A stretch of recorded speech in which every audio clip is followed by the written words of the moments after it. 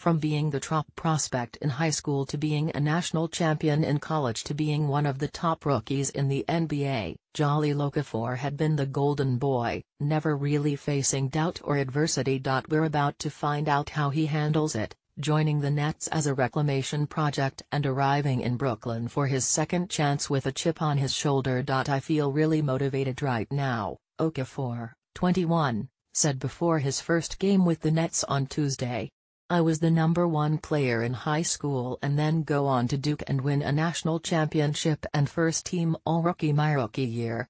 Then, I got injured and not really getting a chance to play this year. But I'm ready. I have a chip on my shoulder. This is the first time where people are against me in a sense, because I've always been the hyped-up guy. It's something new for me to experience, so I'm glad that I'm experiencing it. The Nets were happy to help him live up to that hype, scooping him up along with Nick Stauskas and a 2019 second-round pick for Trevor Booker. I just know we're excited to have the opportunity to have a young player that's hungry, that has a chip on their shoulder, Coach Kenny Atkinson said. I know he said in the paper he's very hungry, that he has a chip on his shoulder. That's great. I just can't wait to develop the relationship. And my single goal, our staff's single goal, is help this guy achieve the success that he believes he deserves. It's a chance, Stauskas said. Okafor will relish. Just being with him the last 2 years, I know he was frustrated with the situation in Philadelphia, Stauskas said.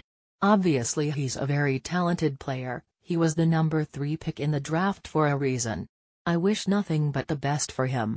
I hope he gets an opportunity to play here and really showcase himself.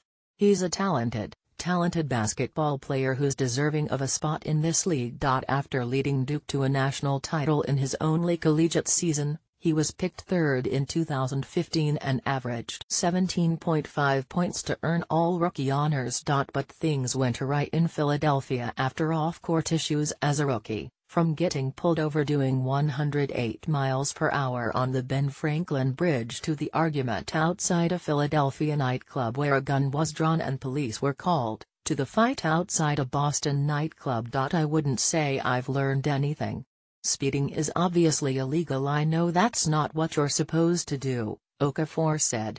You just learn how the page can turn on you and how everything can flip, going in, speeding's not right.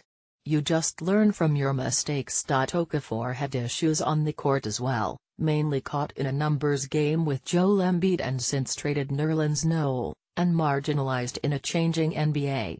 His old school post-game saw him benched last season and banished this season, logging just 25 minutes in 2 appearances. He'd been going through a lot the last 2 years, Stauskas said. He asked to be traded, so I know for him he was really excited to get a new opportunity. Okafor admitted he has much improvement to make as a player, and wouldn't call his treatment in Philadelphia unfair as much as it was eye-opening. I wouldn't call it unfair, it was just new to me, Okafor said.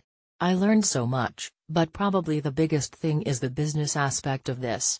You hear all the time it's a business. It's a business. Just being in that environment you get to realize that, especially with me not playing and the trade and all that went into it, I learned a lot about the business side.